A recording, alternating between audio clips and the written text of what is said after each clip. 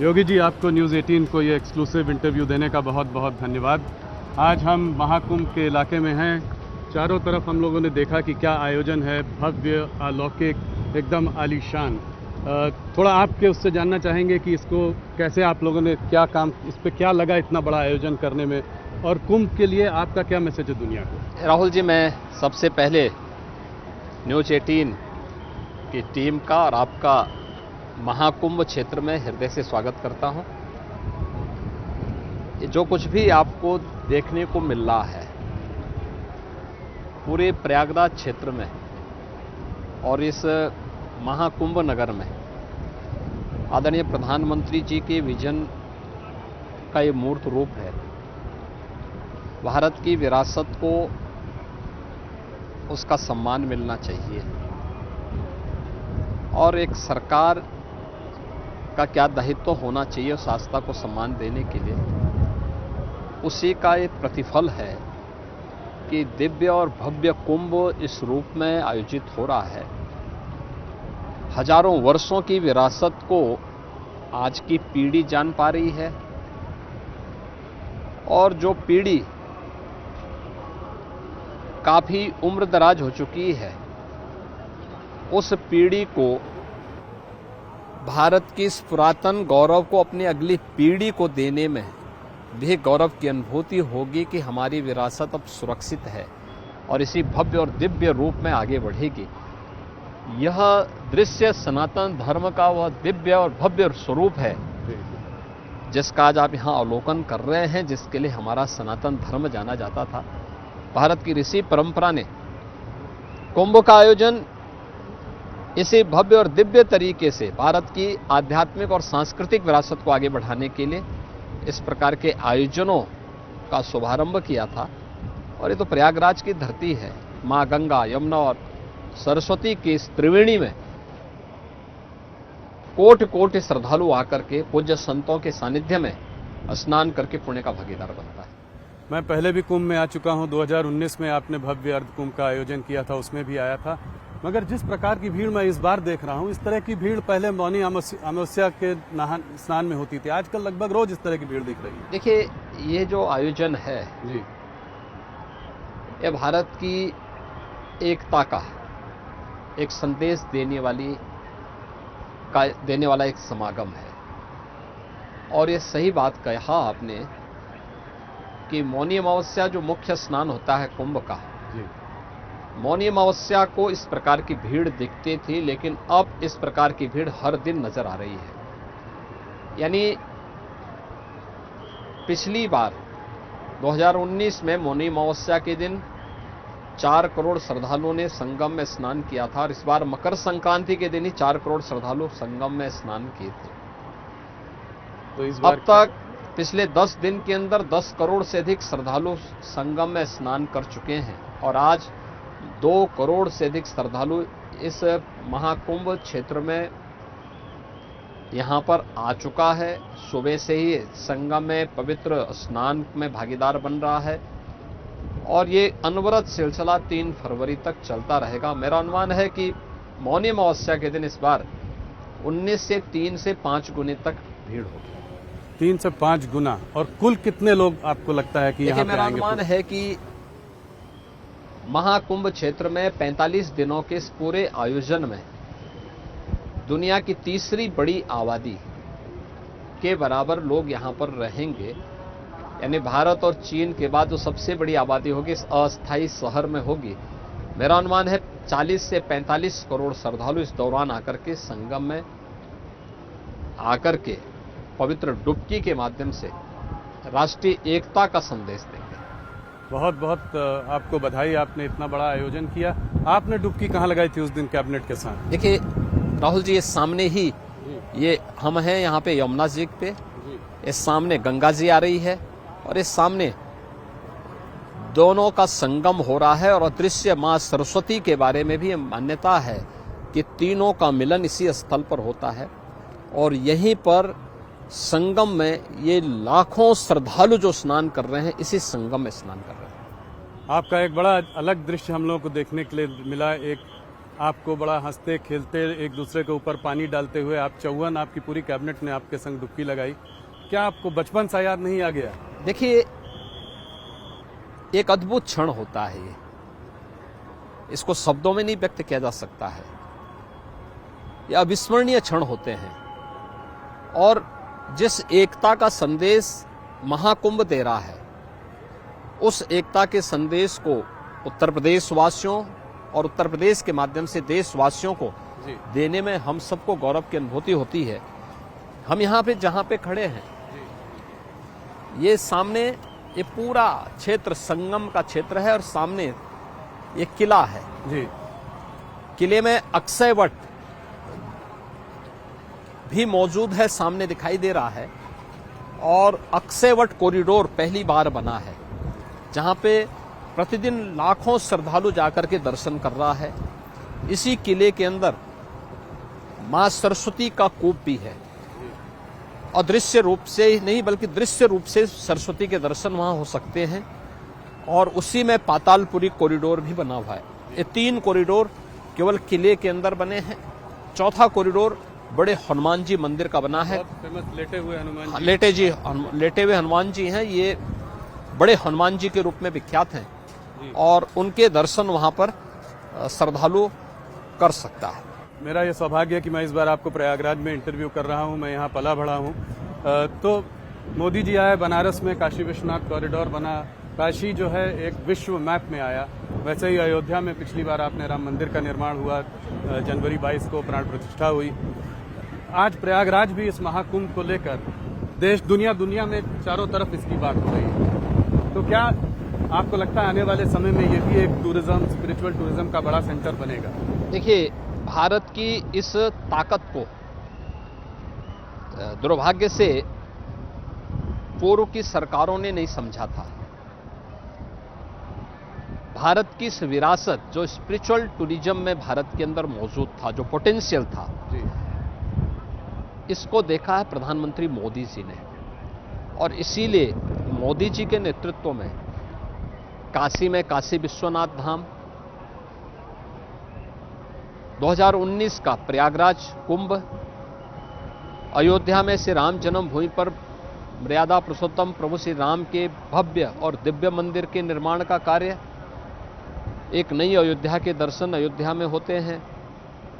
विंध्यवासिनी धाम में मां विंध्यवासिनी का भव्य और दिव्य धाम और कॉरिडोर का निर्माण, उत्तराखंड में केदारपुरी में केदारनाथ धाम,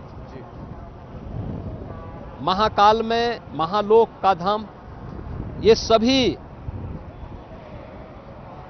करोड़ों श्रद्धालुओं को अपनी ओर आकर्षित करके भारत की स्पिरिचुअल टूरिज्म की ताकत को दुनिया के सामने उस ताकत का एहसास करा रही है। और मुझे कहने में कोई संकोच नहीं कि आज से 8 साल 10 साल पहले तक उत्तर प्रदेश के अंदर टूरिज्म में उत्तर प्रदेश तीसरे नंबर पर था। आज उत्तर प्रदेश नंबर 1 पर है अपनी इसी स्पिरिचुअल ताकत के बल पे। और इससे न केवल यहाँ पे लोगों को नए अवसर मिले हैं बल्कि आर्थिक उन्नयन में भी इसकी बड़ी भूमिका है। यहाँ की इकोनॉमी को भी इसने एक नई ताकत दी है। मैंने सुना है कि 7,500 करोड़ रुपए जो है लगे ये सब भव्य आयोजन करने में। यहाँ पे इस एरिया में इकोनॉमिक एक्टिविटी कितनी बढ़ी है सिर्फ इन दिनों में, इन 40-45? देखिए, मैं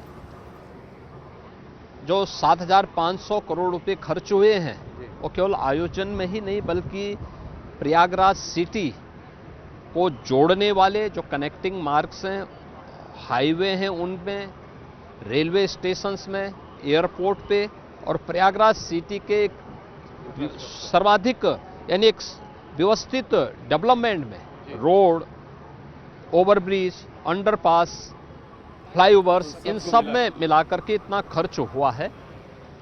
और ये सारी जो भी आप यहाँ पे समागम देख रहे हैं और अगले 45 दिनों के अंदर देखेंगे, इससे उत्तर प्रदेश की इकोनॉमी में कम से कम 2 लाख करोड़ रुपए का इसके माध्यम से ही ग्रोथ होने वाली है। तो यह एक नई इकोनॉमिक्स उत्तर प्रदेश और भारत दुनिया को देने जा रहा है कि आप जब भी अपनी ताकत को पहचानेंगे तो ग्रोथ इसी प्रकार से आगे बढ़ेगी। 2 लाख करोड़ मतलब करीब करीब 10% जीडीपी यूपी का यूपी का जो जीडीपी होगा उसका 10% योगदान अकेले महाकुंभ देने जा रहा है। बहुत बड़ी बात है ये, आपने इसका विजन हम लोगों को बताया। आइए चर्चा जारी रहेगी, मंच में बैठते हैं। इसके पहले कि हम लोग चर्चा जारी रखें, थोड़ा सा हम अपने दर्शकों को दिखाना चाहते हैं कि ये कुंभ के आयोजन में क्या हुआ, लोगों ने कैसे रिएक्ट किया। हमने देश भर से लोगों से बात की है, कुछ ग्लोबल लोगों से भी बात की है, तो उसको हम लोग अपने स्क्रीन में दिखाएंगे। आइए।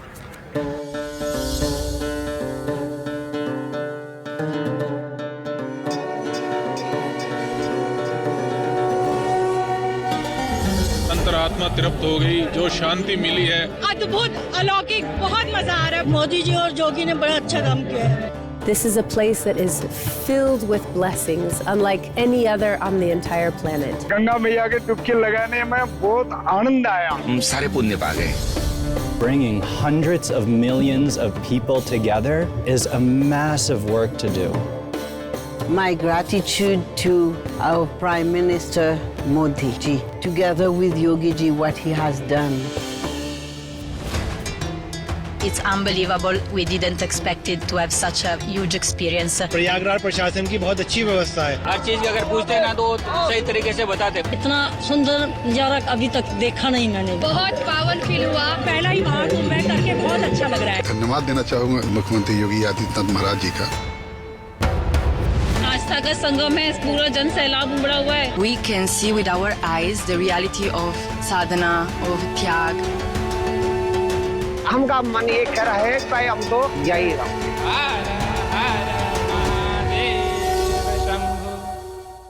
योगी जी, हम लोग महाकुंभ के आयोजन के बारे में बात कर रहे थे। मैंने एक और अलग चीज़ इस बार देखी। कल मैं बम्बई से आ रहा था प्रयागराज, तो फ्लाइट में करीब 90 यंग प्रेसिडेंट्स ऑर्गेनाइजेशन के लोग थे। ये उद्योगपति हैं, अपनी बीवियों बच्चों के साथ, और वो भी सब आस्था इस तरह की है, सब डुबकी लगाना चाहते हैं संगम में। मैंने यूथ देखा है, ग्लोबल बहुत अट्रैक्शन है, ग्लोबल का अट्रैक्शन हरदम रहा पर इस साल कहीं ज़्यादा। तो ये सब कैसे पॉसिबल हुआ, कैसे आपने आउटरीच किया इन सब के लिए? देखिए, महाकुंभ के आयोजन में तो सबसे बड़ी बात ये है, भारत की जो यंग जनरेशन है जी, वो बहुतायत संख्या में है। कुंभ की जो अवधारणा थी, जो पिछली सरकारों ने बनाया था, वो मात्र ये बनाया था कि कुंभ का मतलब बुजुर्गों का एक आयोजन जी, और उन्होंने उसके लिए कोई सुविधा नहीं देते थे। कुंभ को गंदगी का, भगदड़ का, अव्यवस्था का एक पर्याय बना दिया था। पहली बार आप देख रहे होंगे 2019 में भी और 2025 में भी, ये प्रधानमंत्री मोदी जी के विजन का परिणाम है कि कुंभ के आयोजन को स्वच्छता के साथ, सुव्यवस्था के साथ और सुरक्षा के साथ जोड़ा गया जी। और ये आयोजन इतने भव्य तरीके से आयोजित हो पा रहे हैं, तो स्वाभाविक रूप से जब आस्था और आधुनिकता का संगम होगा तो युवा उधर आकर्षित होगा। हर वह व्यक्ति जो समाज जीवन के साथ जुड़ा हुआ है, वह उद्यमी हो, टेक्नोक्रेट हो, अच्छा कोई चिकित्सक हो, या किसी जीवन के किसी भी अन्य क्षेत्र में जो एक प्रगतिशील सोच रखता है, वह हर व्यक्ति उसके साथ जुड़ेगा। और जो दृश्य आपको देखने को मिल रहा है कि यंग सीओज को आपने देखा कल जी, फ्लाइट से यहाँ आते हुए, आपने 13 और 14 को जो आपकी रिपोर्टिंग थी उसमें भी आपने इस चीज़ को महसूस किया होगा जी, कि न केवल भारत के बल्कि दुनिया भर से आए हुए जो भी पर्यटक थे, श्रद्धालु थे, उसमें हिंदू ही नहीं थे, सनातन धर्मावलंबी नहीं थे, अहिंदू भी थे। जिन लोगों ने संगम में डुबकी लगाई तो अभिभूत हो करके उन्होंने तारीफ की इन सभी चीज़ों की, कि भव्य और दिव्य रूप में आयोजन कैसे हो सकते हैं, और उसका एक दृश्य ये सब। योगी जी, आपके गुरु महंत अवैधनाथ जी राम जन्मभूमि के मूवमेंट से बहुत जुड़े हुए थे। पिछले साल जो है राम मंदिर का भव्य उद्घाटन भी हुआ। आपके लिए इस साल का कुंभ जो है इमोशनल मोमेंट रहा होगा ये सब देखते हुए? देखिए, ये मेरा सौभाग्य है कि 2024 का जनवरी माह 500 वर्षों का इंतजार समाप्त करके भव्य और दिव्य राम मंदिर के रूप में हम सबके सामने आया है। जी 500 वर्षों के बाद रामलीला अपने दिव्य धाम में विराजमान हो पाए और मैं एक सेवक के रूप में वहां देश और दुनिया से आने वाले श्रद्धालुओं की सेवा के लिए उपस्थित था। 2019 का कुंभ और 2025 का महाकुंभ के आयोजन का भी अवसर हमें प्राप्त हो रहा है, तो स्वाभाविक रूप से हम सौभाग्यशाली हैं। हाँ, 2013 का कुंभ भी था, उस समय मेरे पूज्य गुरुदेव भी यहाँ पे थे।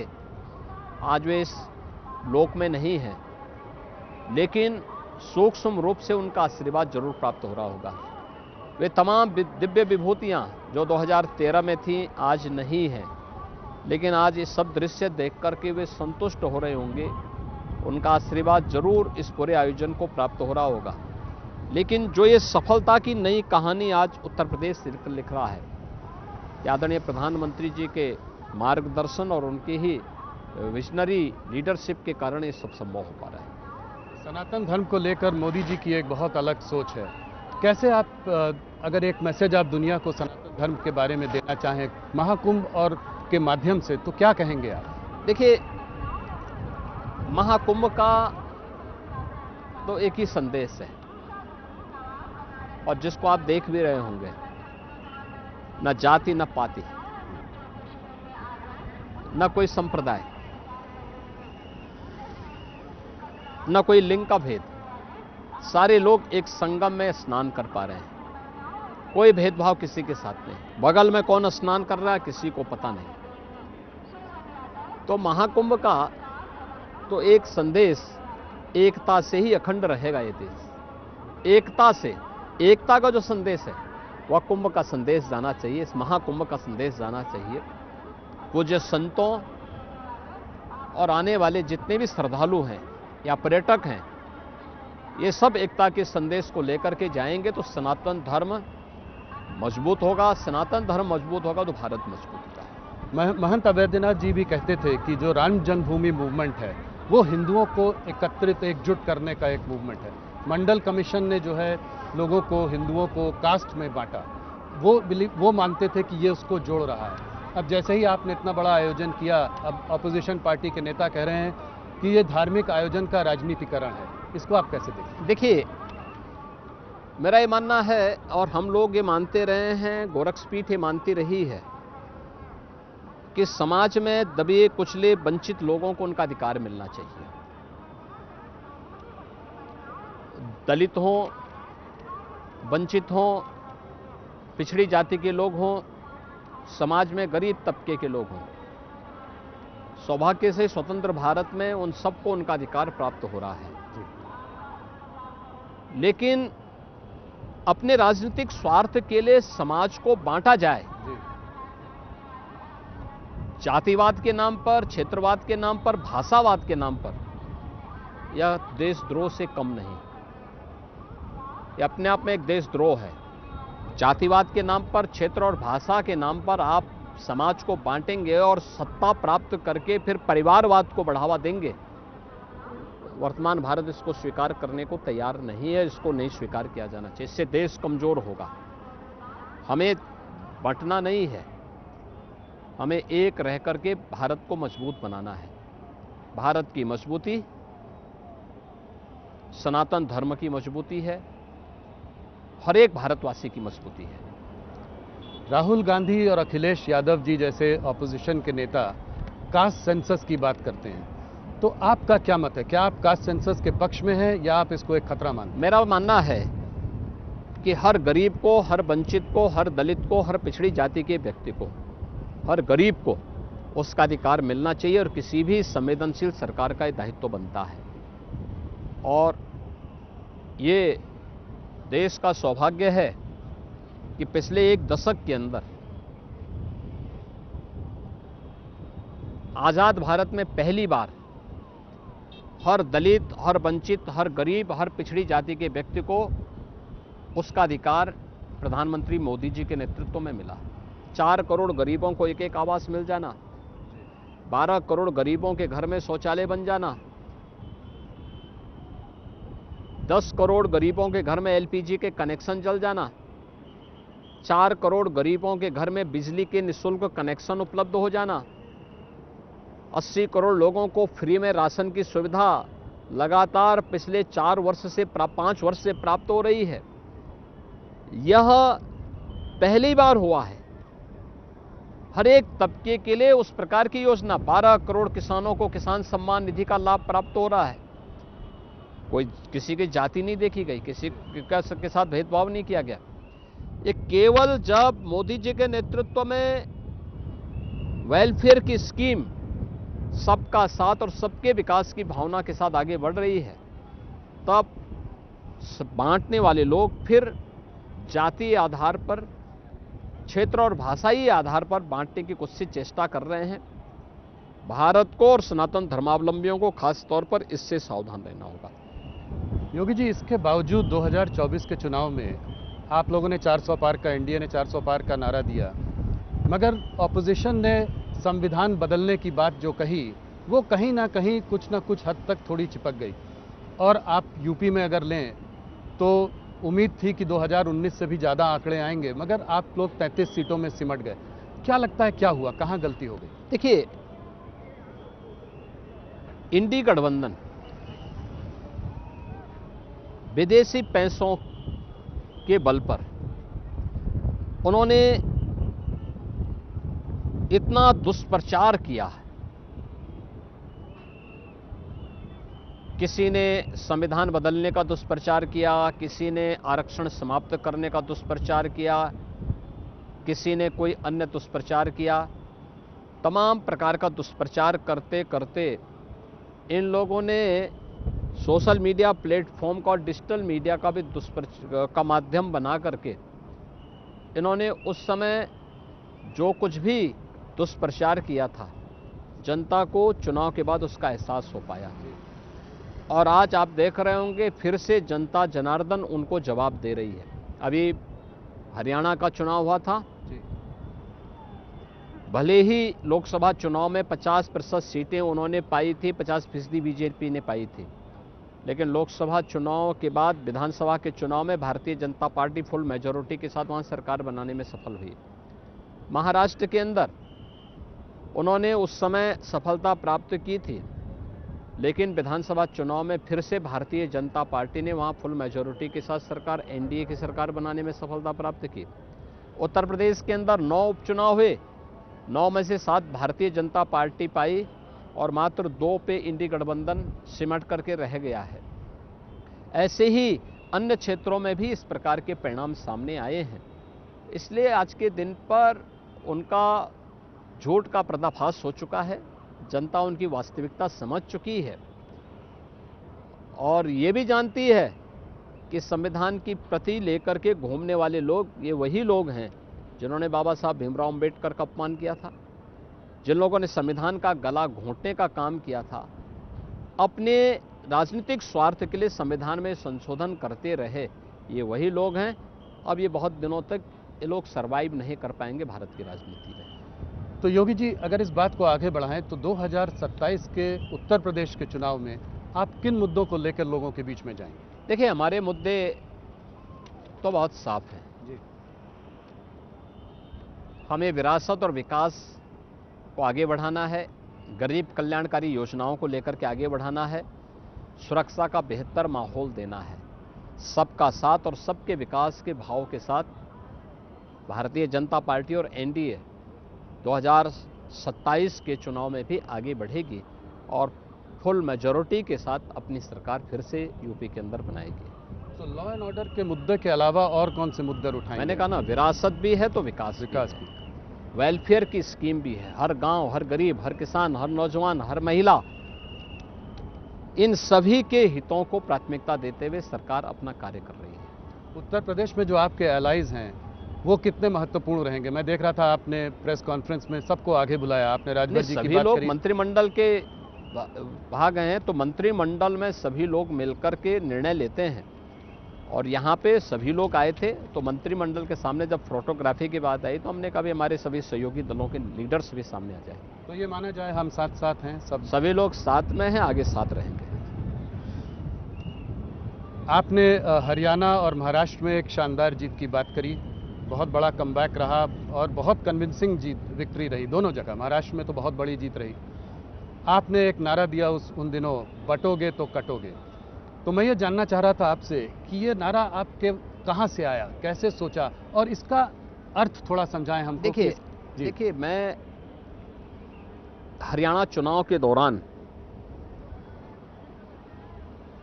मथुरा मुझे जाने का अवसर प्राप्त हुआ था।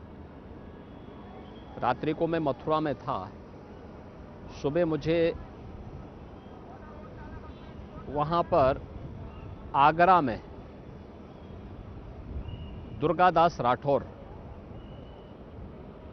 की प्रतिमा का अनावरण करने का अवसर प्राप्त हुआ। दुर्गादास राठौर मध्यकाल में एक बहुत प्रतापी सेनापति थे, जोधपुर राजा के। तो स्वाभाविक रूप से उस समय दुर्गादास राठौर के बारे में कहा जाता है कि जब जोधपुर के राजा महाराजा जसवंत सिंह को औरंगजेब परास्त नहीं कर पाया, उन्होंने उनके साथ समझौता किया और समझौते में इस बारे में कहा कि भाई आप अफगानों पे हमला करिए, मैं पीछे से आपकी सहायता करूंगा। राजा जसवंत सिंह जी जब अफगानों पर हमला करने के लिए निकले तो इसी में धोखे से औरंगजेब ने पीछे से हमला किया और राजा जसवंत सिंह उस युद्ध में शहीद हुए। उनका पुत्र अजीत सिंह साथ में था, रानी साथ में थी। जब सेनापति दुर्गादास राठौर ने देखा कि राजा को मारने के बाद अब ये राजकुमार को मारना चाहते हैं, तो उन्होंने राजकुमार और रानी को ले जाकर के एक आश्रम में उन्हें रखा और फिर वहां से उनको दूर लेके चले गए। जब राजकुमार अजीत सिंह बड़े हुए तो उन्होंने फिर जोधपुर का राजा उन्हें बनवाया। 91 वर्ष की उम्र तक दुर्गादास राठौर जोधपुर में रहे। उसके बाद उन्होंने संन्यास लिया और उज्जैन चले गए, वहीं उन्होंने अंतिम श्वास ली। उस पूरी परंपरा के प्रति राठौर तेलीय परंपरा, तेलीय जाति से जुड़े हुए जितने भी लोग हैं, आगरा में वो मूर्ति लगाना चाहते थे, लेकिन कुछ लोग समुदायों के द्वारा विरोध किया जा रहा था। हम लोगों ने दोनों समुदायों को बुला के बात की, अंततः समझौता हुआ, फिर मूर्ति स्थापित हुई। तो उसी में मैंने कहा था कि बटोगे तो कटोगे, एक रहोगे तो नेक रहोगे। और मैं आभारी हूं आदरणीय प्रधानमंत्री जी ने एक रहोगे सेफ रहोगे के माध्यम से पूरे देश को इसके साथ जोड़ने का संदेश दिया है।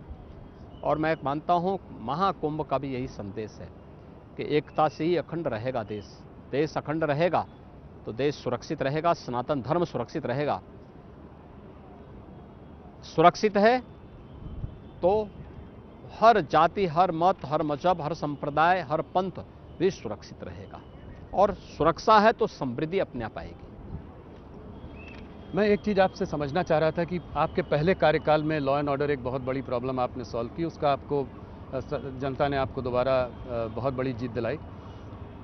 इस कार्यकाल में आपकी बड़ी उपलब्धियां क्या हैं? देखिए, हमने जो कहा सो करके दिखाया है। जो पहले भी कहा गया था कि मोदी है तो मुमकिन है, तो मोदी जी के नेतृत्व में, उनके मार्गदर्शन और उनके आशीर्वाद से भारतीय जनता पार्टी ने जो कहा सो करके दिखाया है। और मुझे लगता है कि जब व्यक्ति का आचार और विचार में साम्यता होती है तो जनता जनार्दन का आशीर्वाद उसके साथ में होता है। जनता को सुरक्षित माहौल चाहिए, नौजवान को रोजगार चाहिए, किसान को अपनी समृद्धि को आगे बढ़ाने के लिए अवसर चाहिए, हर बहन और बेटी को सुरक्षा चाहिए, हर व्यापारी एक सुरक्षित माहौल में व्यापार कर सके, उसके लिए जॉब डूइंग की व्यवस्था हो। ये डबल इंजन की सरकार उत्तर प्रदेश के अंदर कर रही है, उसका लाभ बीजेपी को प्राप्त होगा। एक थोड़ा सा पर्सनल सवाल है कि आपको एक एडमिनिस्ट्रेटर की तरह लोगों ने देखा आपके पहले कार्यकाल में, एक कठोर एडमिनिस्ट्रेटर, जो आपने दृढ़ निश्चय किया वो करके दिखाया। आप एक एडमिनिस्ट्रेटर की तरह कैसे इवॉल्व किए हैं पहले कार्यकाल से दूसरे कार्यकाल में? देखिए, मैं एडमिनिस्ट्रेटर नहीं हूँ, मैं तो एक सामान्य नागरिक हूँ, एक सामान्य साधु हूँ। हमारे साधु परंपरा के, संतों और योगियों की परंपरा की जो दिनचर्या होती है उसका पालन करता हूँ। हाँ, कठोरता से उसका पालन स्वयं के ऊपर करता हूँ। तो जब मेरे ऊपर लागू होता है तो स्वाभाविक रूप से उसका लाभ उत्तर प्रदेश को प्राप्त होता है। अगर मैं स्वयं उसका लागू न करूं तो स्वाभाविक रूप से उत्तर प्रदेश इन सब से वंचित होगा, लेकिन मैं उसको कठोरता से अपने ऊपर लागू करता हूं तो उसका लाभ यूपी को प्राप्त होता है। योगी जी, आपने अभी हरियाणा और महाराष्ट्र में शानदार जीत की बात करी, अभी चुनाव है दिल्ली का, आप मैदान में उतरे हैं, आपने आते ही हिंदुत्व की बात करी, समाज को जोड़ने की फिर एक कोशिश की है। इस बार क्या लगता है, बीजेपी की सरकार 26 साल के बाद प्रयागराज में है ना? आप प्रयागराज में हैं? बिल्कुल। प्रयागराज में माँ गंगा, माँ यमुना और माँ सरस्वती का संगम की त्रिवेणी है जी। यहाँ की यमुना जी में और दिल्ली की यमुना जी में अंतर देखिए। यहाँ की यमुना जी में आप आचमन भी ले सकते हैं, स्नान भी कर सकते हैं। क्या दिल्ली में ये संभव है? और मैं यही कहना चाहता हूँ कि दिल्ली में आम आदमी पार्टी ने देश को धोखा दिया है, दिल्ली वासियों को धोखा दिया है, राजधानी वासियों के साथ धोखा किया है। आप देख सकते हैं वहां पर यमुना जी को गंदे नाले में बदल दिया है। उसका दुष्परिणाम दिल्ली वासी तो भुगत ही रहे हैं, हमारे मथुरा, वृंदावन, आगरा वासी भी भुगत रहे हैं। ये तो बाद में जब हम लोग आगे आते हैं, चंबल, केन, बेतवा और अन्य नदियों का पावन जल यमुना जी में मिलता है तो इतनी दिव्य नदी आती है। और फिर इसमें ट्रीटमेंट के प्लांट हम लोगों ने जगह जगह जो लगाए हैं, उसके परिणाम सामने हैं कि इतनी अविरल और निर्मल यहाँ पे गंगा जी और यमुना जी दिखाई देती है। अन्यथा इन लोगों ने जिस प्रकार की स्थिति पैदा की है, ये केवल नदी नहीं, ये तो भारतीय संस्कृति के साथ इन्होंने इसी प्रकार का धोखा किया है। यही धोखा इनका भारतीय संस्कृति के प्रति भी है। केजरीवाल जी ने पलट के कहा है कि जो है वो अपने एजुकेशन मिनिस्टर को यहाँ भेजना चाहते हैं ताकि वो योगी सरकार को कुछ टिप्स दे सके कि एजुकेशन में कैसे चेंजेस। उनका एजुकेशन मिनिस्टर यूपी में आए तो यूपी से कुछ सीख करके जाएगा। यूपी के अंदर देखना है, याद रखना, उनको याद रखना होगा, यूपी का एजुकेशन का बजट उतना है जितना पूरे दिल्ली का बजट है। उनका 78,000 करोड़ का बजट है और यूपी का 1 लाख करोड़ रुपए से अधिक का बजट केवल एजुकेशन का है। पूरे दिल्ली का टोटल बजट 78 से 80,000 करोड़ का है और यूपी का 1 लाख से 1,20,000 करोड़ का अकेले एजुकेशन का बजट है। तो यहाँ आकर के वे हमें क्या सिखाएंगे, वे यहाँ से सीख के जरूर चले जाएंगे। और मैं चाहूँगा कि जैसे मैंने संगम में माँ गंगा, यमुना और सरस्वती की इस त्रिवेणी में डुबकी लगाई है पूरी कैबिनेट के साथ, उनको भी जाना चाहिए, एक बार वो भी डुबकी लगाएं तो अच्छा रहेगा। योगी जी, केजरीवाल जी ने बहुत पहले एक फ्रीबीज की पॉलिटिक्स शुरू की थी, फ्री इलेक्ट्रिसिटी, फ्री पानी, ये सब उन्होंने दिया। तो इस बार आपको क्या लगता है, ये फ्रीबी की पॉलिटिक्स जीतेगी या आपका हिंदुत्व जीतेगा? देखिए, हिंदुत्व हमारे लिए राजनीतिक मुद्दा नहीं है। हम फ्री की सुरक्षा उपलब्ध करवा रहे हैं और ये हर नागरिक का अधिकार है। वेलफेयर की स्कीम जहां जिसको जो आवश्यकता हो तो हम उपलब्ध करवा रहे हैं। ये डबल इंजन की सरकार उसे उपलब्ध करवा रही है। लेकिन खैरात बांटने की प्रवृत्ति, क्योंकि ये खजाना प्रदेश की जनता का है, मेरा नहीं है, मेरा व्यक्तिगत नहीं है, मुझे कोई राइट नहीं इसको लुटाने का। जो जनता जनार्दन का अधिकार है वही उनको उपलब्ध हुआ, उनको होना ही चाहिए, वो उनको उपलब्ध करवाने का पूरा प्रयास हो रहा है। योगी जी, मेरा एक सवाल इससे थोड़ा बड़ा है, थोड़ा इससे ऊपर उठ के है, और वो ये है कि क्या आप इस रेवड़ी कल्चर, इस फ्रीबी कल्चर के बारे में चिंता करते हैं? देखिए, बहुत सारे चुनाव हुए हैं पिछले कई वर्षों में और अब सिर्फ फ्रीबीज दी जा रही हैं, और आपकी पार्टी के प्रदेशों में भी ऐसा हुआ है, जैसे कि मध्य प्रदेश हो गया, छत्तीसगढ़, मतलब कर्नाटका, हर जगह आप फ्रीबी दीजिए और जो है चुनाव, और उसका चुनाव में परिणाम पॉजिटिव आ भी रहा है। महाराष्ट्र में भी लाड़की बहना स्कीम भी आई। क्या आपको इस बात को लेकर आप चिंतित हैं? आप यूपी को $1 ट्रिलियन इकोनॉमी बनाना चाहते हैं, इस तरह की फ्रीबी कल्चर ग्रोथ को स्लो करेगा, इंफ्रास्ट्रक्चर में पैसा कम जाएगा, इस पर आपका क्या मानना? देखिए, मेरा मानना है कि हमें एक लंबी सोच के साथ काम करना होगा। परफॉर्मेंस बेस्ड इसको करना पड़ेगा। वेलफेयर की स्कीम को लागू करने में बुराई नहीं, लेकिन अगर यही चीज परफॉर्मेंस बेस्ड होगी तो लोग अपने कर्मों पर विश्वास करेंगे, और कर्मण्यता से कोई समृद्धि की शिखर पर नहीं पहुंच सकता। याद रखना, आज दुनिया के अंदर जो संकट आया है, वह संकट के दौर में, कोरोना जैसी महामारी के दौरान भारत दुनिया के अंदर अकेली इकोनॉमी के रूप में खड़ा है। दुनिया लड़खड़ा रही है। कारण है, भारत ने कर्म की प्रधानता दी है, कर्म का संदेश दिया है। तो उस कर्मण्यशीलता को हमें बनाए रखना पड़ेगा, अन्यथा लड़खड़ाने में बहुत देर नहीं लगने वाली। तो आप कह रहे हैं कि जो भारत सरकार कर रही है, जो वेलफेयर स्कीम्स हैं, वो चालू रहेंगी, और वो रेवड़ी कल्चर नहीं है, वो फ्रीबीज। मैं क्या करूँ, देखिए, वो वेलफेयर की स्कीम है जी, जिसमें व्यक्ति के परफॉर्म के हिसाब से उसको बांटा गया, परफॉर्मेंस बेस्ड है वो, और मुझे लगता है वो होगा तो सबका हित होगा, पब्लिक का भी हित होगा, देश का भी हित होगा। संभल पर एक सवाल मैं थोड़ा अलग तरीके से पूछना चाह रहा हूँ। इधर मोहन भागवत जी ने कहा कि हर मस्जिद के नीचे हमें मंदिर नहीं खोजना चाहिए। संभल के परिप्रेक्ष्य में आप इसको कैसे देखते हैं? देखिए, संभल से मतलब नहीं था, तो देखिए आपने देखा होगा उसके बाद ऑर्गेनाइजर ने भी और पांचजन्य ने भी इस बात को बहुत स्पष्ट से कहा था कि सोमनाथ से संभल तक इस सत्य को खोजने की एक यात्रा है। सरदेव सरसंघ चालक जी ने जो बात कही है, वह उन लोगों के लिए एक संदेश है जो लोग सस्ती लोकप्रियता हासिल करने के लिए अनावश्यक रूप से हर एक मुद्दे को जबरन उठाने का प्रयास कर रहे हैं। हमें उन मुद्दों को देखना होगा जिसमें सच्चाई हो, और जो सद्भाव के माहौल में जिसको वार्ता के माध्यम से आगे बढ़ाया जा सकता हो। अनावश्यक रूप से हर एक मामले में विवाद की स्थिति खड़ा करना आज के समय में उचित नहीं, लेकिन हाँ, जो सत्य है उस सत्य से पीछे हटने की भी आवश्यकता नहीं।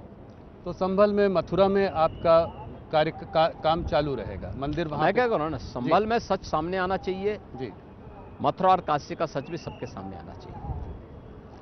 ऑपोजिशन बार बार एक बात ये जरूर कहता है कि योगी जी जो है हरदम मुसलमानों को टारगेट करते हैं। ये पहले हम लोग इस पर वार्तालाप कर चुके हैं, मगर पहले आजम खान थे तो अब बर्क फैमिली है, पहले बकरी चोर के केस दर्ज होते थे, अब बिजली के चोरी के केस दर्ज होते हैं। इसको क्या जवाब है आपका? देखिए, हम किसी को टारगेट नहीं करते जी, और उसकी आवश्यकता भी नहीं है, लेकिन जो लोग समाज के सौहार्द को बिगाड़ना अपना जन्मसिद्ध अधिकार समझते हैं, अराजकता फैलाना अपना अधिकार मानते हैं, उनको कानून के दायरे में लाना इस सरकार का नैतिक दायित्व भी है, और अपना उस कर्तव्य का पालन सरकार कर रही है। भारत में लाखों बांग्लादेशी आज यहाँ पे हैं। ये मुद्दा आपने जो है अपने दिल्ली के उसमें भी उठाया है, उसकी वजह से दंगे हो रहे हैं। तो इस आधार कार्ड बनाकर उनको यहाँ के वेलफेयर स्कीम्स का भी फायदा मिल रहा है, तो इसका समस्या का समाधान क्या देखते हैं? देखिए, जो चीज सुरक्षा के लिए थ्रेट हो, रिलीजियस डेमोग्राफी को चेंज करने वाला हो, और ये जानते हुए कि यही कारण देश के विभाजन का कारण बना था, हमें उससे समय रहते सतर्क और सावधान होना होगा। दिल्ली का उदाहरण आपके सामने है। दिल्ली में ओखला औद्योगिक नगरी है। पिछले 10 वर्ष में कोई उद्योग नहीं लगा पाई दिल्ली की आम आदमी पार्टी की सरकार। न्यू ओखला के रूप में नोएडा है, देश का सबसे बड़ा इन्वेस्टमेंट का डेस्टिनेशन बना हुआ है। उन्होंने निवेश किया बांग्लादेशी घुसपैठियों और रोहिंग्या को बसाकर। हमने निवेश किया औद्योगिक इकाइयों को ला करके, मॉडर्न एज टेक्नोलॉजी को वहां पे ला करके। डाटा सेंटर बन रहे हैं, रोबोटिक के सेंटर बन रहे हैं, और भी एआई के नए नए सेंटर वहां पे स्थापित हो रहे हैं। लाखों नौजवानों को रोजगार के अवसर वहां से प्राप्त हो रहे हैं। तो ये दोनों में यही अंतर है। यूपी और दिल्ली में उत्तर प्रदेश की भारतीय जनता पार्टी की डबल इंजन सरकार में और दिल्ली के अंदर आम आदमी पार्टी की सरकार में यही अंतर है। वे अपने राजनीतिक स्वार्थ के लिए बांग्लादेशी घुसपैठियों को वोटर बना रहे हैं, निवेश को हतोत्साहित कर रहे हैं, रोजगार नहीं उपलब्ध करा पा रहे हैं, डेवलपमेंट की योजनाओं को पूरी तरह उन्होंने ठप कर दिया है।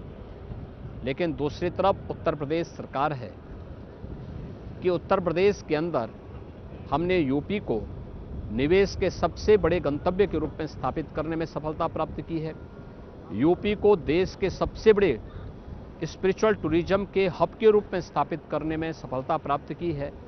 देश के अंदर सबसे अधिक रोजगार दे करके यूपी के युवाओं के हाथों को काम देने में सफलता प्राप्त की है और देश के अंदर इंफ्रास्ट्रक्चर का एक मॉडल यूपी के अंदर हम लोगों ने खड़े करने में सफलता प्राप्त की है। योगी जी, आपने वक्फ बोर्ड को माफिया बोर्ड बोला है। आपने कहा है जितनी वक्फ की जो सरकारी ज़मीन जो उन्होंने ली है उसकी हम एक एक इंच वापस लेंगे। कैसे हो पाएगा ये? देखिए, हो रहा है। मुझे ये बात तब कहनी पड़ी जब अयोध्या के लिए, काशी के लिए, प्रयागराज के लिए, संभल के लिए, हर एक जगह के लिए उनके दावे आने लग गए कि ये तो वक्फ की लैंड है। तो फिर मैंने पुराने राजस्व रिकॉर्ड टटोलने शुरू किए और राजस्व रिकॉर्ड टटोलने के बाद जो चीज़ें सामने आई उसका परिणाम हमारे सामने है। हम लोग देखने में सफल हुए कि इनके दावे गलत थे, इसलिए हमने कहा कि वक्फ बोर्ड को कोई माफिया बोर्ड मत बनाओ, अन्यथा यूपी का माफिया टास्क फोर्स इस पर कार्रवाई करना प्रारंभ कर देगा। हम लोगों ने यूपी वक्फ बोर्ड के नियमावली में संशोधन करके इस बात की व्यवस्था की है कि हम लोग पुराने राजस्व रिकॉर्ड निकाल करके राजस्व रिकॉर्ड में जो दर्ज होगा उसके अनुसार हम कार्रवाई करेंगे। उनके सारे दावे गलत साबित हो रहे हैं। क्या यूपी में यूनिफॉर्म सिविल कोड लागू होगा और कब तक? यूपी की कार्य पद्धति से कहीं आपको लगता है कि यूनिफॉर्म सिविल कोड नहीं है? आप कह रहे हैं कि ऑलरेडी लागू हो चुका है। ये ऑलरेडी लागू है। सुप्रीम कोर्ट की आपको पिछले आपके कार्यकाल में आपको बुलडोज़र बाबा का वो मिला। लोगों को उम्मीद थी कि जब कभी जस्टिस नहीं मिल पाती है तो इस तरीके से उनको जस्टिस मिलती है और आपको उन्होंने प्यार से बुलडोज़र बाबा बुलाया। अब सुप्रीम कोर्ट की गाइडलाइंस आई हैं नेशन वाइड जो है जो कि लागू हैं, तो ऑपोजिशन कह रही है कि अब बुलडोज़र टेरर और जंगल राज यूपी में ख़त्म हो जाएगा। तो क्या करेंगे बुलडोज़र बाबा? यूपी में जंगल राज पिछली सरकारों में था। यूपी में 2017 के बाद जो राज आया है वो राम राज्य है। सबको सुरक्षा, सबको सम्मान, सबको कल्याणकारी योजनाओं के साथ जोड़ना, सबको उसका अधिकार उपलब्ध कराना, ये यूपी के अंदर हुआ है। माननीय उच्चतम न्यायालय के आदेश के बाद हमारा काम आसान हुआ है और आपने सुनवाई के दौरान इस चीज़ को देखा होगा कि उत्तर प्रदेश एकमात्र राज्य था जिसने जो गाइडलाइन माननीय उच्चतम न्यायालय की उन सबको फॉलो करते हुए ही अपनी कार्रवाई को आगे बढ़ाया है। और आज भी आप देख रहे होंगे हमारी कार्रवाई अनवरत रूप से गलत तत्वों के खिलाफ पूरी प्रक्रिया का पालन करते हुए कानून के दायरे में रहकर सभी कार्यक्रम आगे बढ़ रहे हैं। योगी जी, आपने यूपी को $1 ट्रिलियन इकॉनमी बनाने का संकल्प लिया है। कब तक ये हो पाएगा? कोई कहता है 2027 आपने बोला, या 2030? एक तो ये कि कब तक होगा और 2029 की हम लोगों ने एक टाइमलाइन तय की है कि 2029 तक यूपी $1 ट्रिलियन की इकोनॉमी होगा और उसके लिए कार्य योजनाएं बनाई जा चुकी हैं, बाकायदा उसको इम्प्लीमेंट किया जा रहा है। हमने पिछले 7-8 वर्ष के दौरान 3 से 3.5 वर्ष कोविड महामारी के बावजूद अपनी इकोनॉमी के दुगना से अधिक करने में सफलता प्राप्त की है और मेरा ये मानना है कि हम लोग 2029 में इसको अचीव कर लेंगे। योगी जी, एक समय में मायावती जी बात करती थी कि उत्तर प्रदेश बहुत बड़ा प्रदेश है, यहाँ से 80 लोकसभा के एमपी जाते हैं। डिलिमिटेशन एक्सरसाइज के बाद मान लीजिए करीब 850 अगर सीट हुई तो यूपी की करीब 150 सीटें होंगी। तो क्या आपका क्या मत है कि ये बहुत बड़ा प्रदेश है? मायावती जी इसके टुकड़े करने की बात करती थी कि चार विभाजन होना चाहिए प्रदेश का। आप इसको कैसे देखते हैं? देखिए, यूपी अपने आप में यूपी है, इसकी पोटेंशियल है ये, और मुझे लगता है यूपी को यूनाइट रह करके ही अपने लक्ष्यों को प्राप्त करना चाहिए और मुझे लगता है इसी में उसकी ताकत भी है, इसमें उसकी पहचान भी है, उसका सम्मान भी है। कुछ पर्सनल 2-4 सवाल आपसे हर बार पूछने की कोशिश करता हूँ, एक आध और। आप गढ़वाल यूनिवर्सिटी से बीएससी कर रहे थे मैथ्स में, उसके बाद आप एमएससी कर रहे थे, उसके बाद आपने अचानक से संन्यास ले लिया। ये कैसे हुआ, किसने इसको देखिए, प्रभावित पूर्व किया? जन्मों का प्रारब्ध होता है जी। ये न मेरे बस में है, ना आपके बस में है। जो विधाता ने लिख दिया वो होकर के रहेगा, और वही मेरे साथ भी हुआ है। तो आप कैसे आकर्षित हुए इसकी ओर?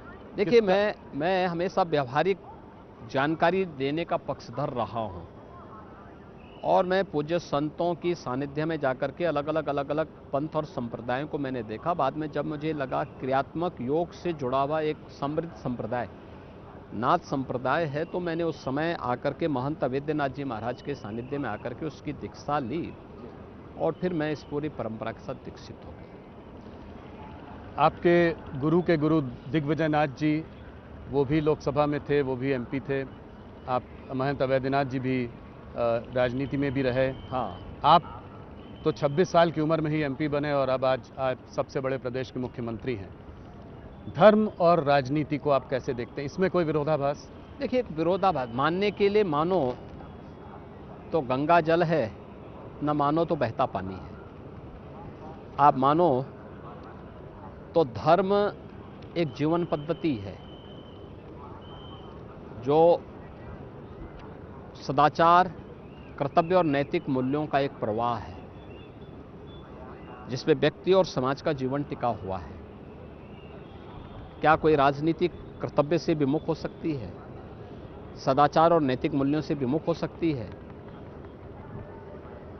राजनीति इसके सापेक्ष चलेगी तो समृद्धि को प्राप्त करेगी, इसके निरपेक्ष होगी तो पतन को प्राप्त करेगी। योगी जी, जब आप गोरखपुर आए तब आप मात्र 21 साल के थे। उस वक्त गोरखपुर माफिया की गिरफ्त में था, 2-3 बड़े माफिया डॉन्स थे, आए दिन हत्याएं होती थी। क्या आप जब वहां आए तो उससे कुछ सीख मिली कि आगे आप कैसे, आपकी आज सोच जो है, क्या उस वक्त? देखिए, मैं जब 1992-93 में गोरखपुर आया था, सचमुच स्थिति बहुत खराब थी। 3-4 तो बड़े बड़े माफियाज थे ही, उनके गुर्गे अलग से थे। गोरखपुर का हर व्यापारी, हर उद्यमी गुंडा टैक्स देता था, हर चिकित्सक गुंडा टैक्स देता था। और अगले 2-3 साल तक मैंने भी ये सब अनुभव किया, कैसे व्यवस्था को पूरी तरह पैरालाइज करके रखा हुआ था। कोई भी सरकार रहेगी, माफियाज के सामने किसी की कुछ नहीं चलती थी। लेकिन 1996 के बाद जब मुझे लगा कि अब चुप बैठने से काम नहीं होने वाला है, क्योंकि कोई तो उनके सामने बोलता नहीं है, सारी मशीनरी उनके सामने वो मौन है, तो मुझे स्वयं फील्ड में उतरना पड़ा था उनके खिलाफ, और बोलता था, मैं लड़ता था, विरोध होते थे। और सांसद बनने के पहले पहले हम लोग लगभग गोरखपुर के माफिया राज को कंट्रोल कर चुके थे। हमने हर व्यापारी की बैठक की, हर चिकित्सक के साथ बैठक की, हर उद्यमी के साथ बैठक की। मैंने कहा भी कोई गुंडा टैक्स नहीं देगा, और मत दो इन गुंडों को टैक्स। अगर दोगे तो अपने लिए दुर्गति करोगे। और मुझे प्रसन्नता है कि गोरखपुर का हर व्यापारी, हर व्यक्ति विश्वास किया। आज वहाँ पे एकदम शांति है, सुरक्षा है, और पूरा प्रदेश के अंदर उसको लागू करने में, जब मुख्यमंत्री बना तो मुझे उसको लागू करने में सफलता मिली। बहुत खतरनाक काम था उस वक्त, उनसे लड़ना कोई सामान्य बात नहीं, क्योंकि वे सब सत्ता प्रायोजित थे, सत्ता का संरक्षण उन माफियाज को था। लेकिन आज मुझे लगता है कि वो जो संघर्ष है वह न्यू बनी आगे प्रदेश के माफियाज से लड़ने में। योगी जी, आपने बहुत छोटी उम्र में अपने फैमिली को छोड़ दिया। आपके फैमिली के बारे में लोग ज़्यादा जानते भी नहीं हैं। थोड़ा बहुत जो हम लोग जानते हैं, आपकी एक बहन है, वो एक टी स्टॉल चलाती हैं। आपके एक भाई शायद सूबेदार हैं, हो सकता है मैं कुछ गलत भी हूँ। एक भाई आपके पत्रकार हैं, एक जो है गोरखनाथ कॉलेज में काम करते हैं। तो इस तरह के सामान्य वातावरण में आप पले बढ़े, आज आप प्रदेश के मुख्यमंत्री हैं। क्या इनसे बातचीत हो पाती है? क्या मिल पाते हैं? क्या याद आती है? देखिए, ये मेरा सौभाग्य है कि मेरा जो जैविक परिवार है, मेरे परिवार के जो भी सदस्य हैं, वे लोग हमारे मेरे कार्य में, मेरे किसी भी धार्मिक या राजनीतिक कार्य में किसी प्रकार का कोई हस्तक्षेप उस अभियान के साथ कभी नहीं किए, यहाँ तक कि मेरे पास भी नहीं आते। उनमें से मुझे लगता है किसी ने भी गोरखनाथ मठ नहीं देखा होगा, अभी तक नहीं देखा होगा। और कुंभ में भी मैं मेरे लिए इस पूरा परिवार जो यहाँ आ रहा है सब मेरे लिए परिवार जैसा है। तो मुझे इन सब की सेवा करने में आनंद की अनुभूति होती है और मैं मानता हूँ इनका जो पुण्य होगा ये सब पुण्य उन लोगों को भी प्राप्त हो जाएगा। एक आखिरी सवाल, राजनीति में आने के बाद लोग सत्ता लोभी हो जाते हैं, परिवारवाद होता है, परिवार के बारे में सोचते हैं, अपने बच्चों के बारे में सोचने लगते हैं। एक योगी इस सत्ता लोभ से कैसे दूर रहता है? और अगर आप आज मुख्यमंत्री नहीं होते तो योगी आदित्यनाथ क्या कर रहे होते? मैं एक योगी के रूप में अपना काम कर रहा हूँ, आगे भी काम करता, उसमें कोई वो नहीं। मेरा मिशन एक ही है, सनातन धर्म को मजबूत करना, भारत की मजबूती के लिए काम करना। पूरा जीवन भारत माता के चरणों में है, सनातन धर्म के लिए समर्पित है। इसी में देश का और समाज का कल्याण है। योगी जी बहुत बहुत धन्यवाद। मैं खुद प्रयागराज में पला बड़ा हूं, तो ये मेरा सौभाग्य है कि आज मैं पहली बार प्रयागराज में, वो भी महाकुंभ के पावन पर्व में आपका इंटरव्यू कर रहा हूं। हमारे दर्शकों की तरफ से आपको बहुत धन्यवाद। राहुल जी, आप यहाँ पर आए हैं, आपका और आपकी पूरी टीम का मैं महाकुंभ नगर में अभिनंदन करता हूं। और ये सुंदर दृश्य जो आप देख रहे हैं सामने, ये त्रिवेणी का है, संगम तट का है। मुझे लगता है कि जो करोड़ों दर्शक हैं न्यूज़ 18 के, उन सबको ये दृश्य देखने का और इसको, इस भव्य स्वरूप को देखने और इससे अभिभूत होने का एक अवसर प्राप्त होगा। बहुत बहुत धन्यवाद। धन्यवाद जी।